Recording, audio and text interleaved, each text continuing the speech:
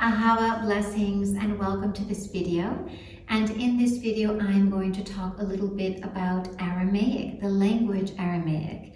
And Aramaic, as many of you know, is the language that Yeshua and Mary Magdalene spoke in. But we need to understand that 2,000 years ago, everybody spoke in this language in that area of the world where Yeshua was from. And Hebrew was the language that was used for prayer and also for law. So everybody spoke in Aramaic, everybody chanted. The disciples and apostles of Yeshua chanted in Aramaic, and when they received the Our Father in the Mount Olives, just imagine the frequency of that language. And so I'm going to talk a little bit about this language because we all know the Lord's Prayer in Aramaic and the Hail Mary, but Aramaic is so much more. There was a living tradition of the followers of Christ that we may call the early Christians, but they didn't see themselves as Christians. They saw themselves as Hebrews who followed the teachings of Christ. And so there are many other prayers that maybe weren't even included in the Gospels. So many prayers in Aramaic, and we need to understand a little bit about the power of this language. Now, it is a Semitic language. The beauty of this language is that I like to call it a light language, right? And why do I call it a light language? Well, first we know that when we say light language, it is the language that comes from the light. What is the light?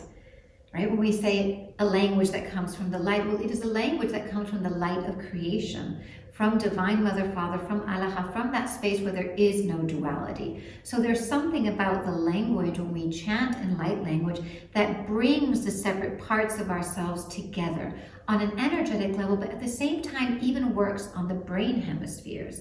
Now, Aramaic is a sacred holy language, as we know, and it is a light language in the sense, well, there are many believers, ancient mystics, that say that Aramaic, of course, is the language of creation and that it came from the heavens, it came from the Garden of Eden.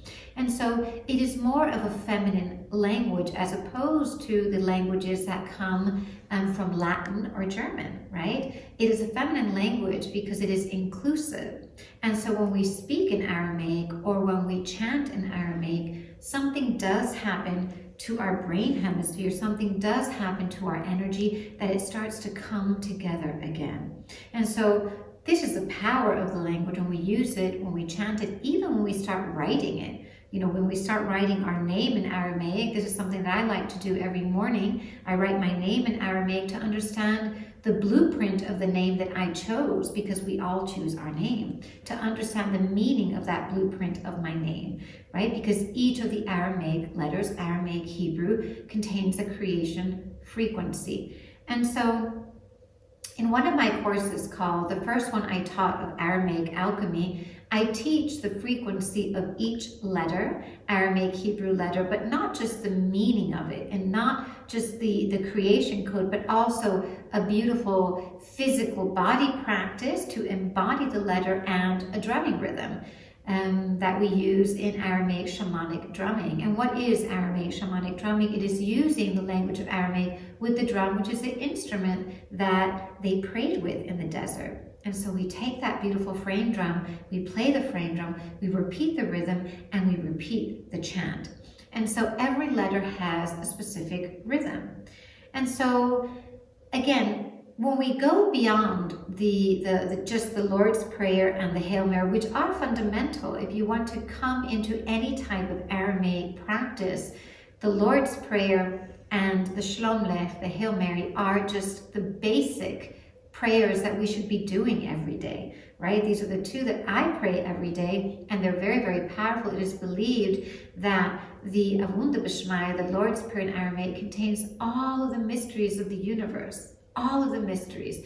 And it is believed that the Shalom Lech, which is the Hail Mary in Aramaic, activates the light body. It purifies our energy field and activates the light body. So just imagine these two prayers together. And I will be sharing a link because I have recorded both prayers, and I will share a link below if you would like to listen to these prayers and start chanting them.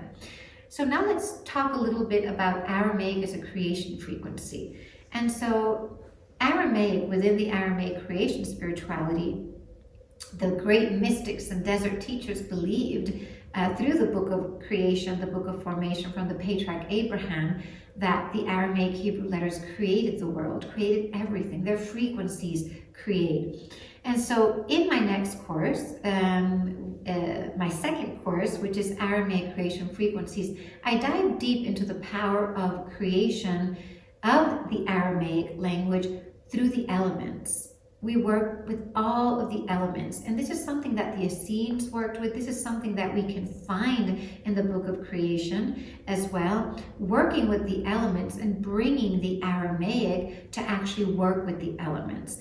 Some of the prayers that we use and we will be learning are typical prayers in the Aramaic language that are still recited in Aramaic masses. For example, in Jerusalem, there is a monastery where everything is in Aramaic, the Mass is in Aramaic, and the monks, they go in and they learn all of the scriptures in Aramaic. There are still people who speak this language, and there are different religious communities and spiritual communities that follow the teachings of Yeshua through this language, because we all want to understand truly the words of Yeshua through the language. And we all also want to understand and speak in his language and in the language of Mary Magdalene. Just how intimate is this to be able to speak and chant in their language? And so some of the prayers that we will be learning are prayers that are still said in the beautiful ceremonies and masses in Aramaic, in Jerusalem, and in different parts of the world. And also some of these prayers are words from Yeshua in sacred scripture that connect with each of the elements.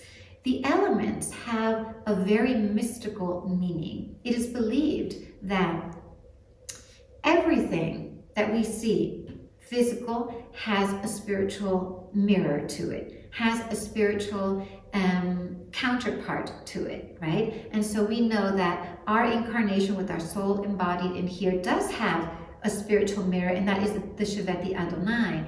And the Sheveti Adonai is the matrix, the sacred geometry of our soul, the image of that sacred geometry that connects with our physical vibration. A lot of times in life, we are so far away from it, right? We're far away, we're lost, we're living in the dream of the world that is veiled, and then when we come closer to it, there's a powerful activation. Well, the same thing happens to love, to money. There's a spiritual frequency to that. And so the elements are the same.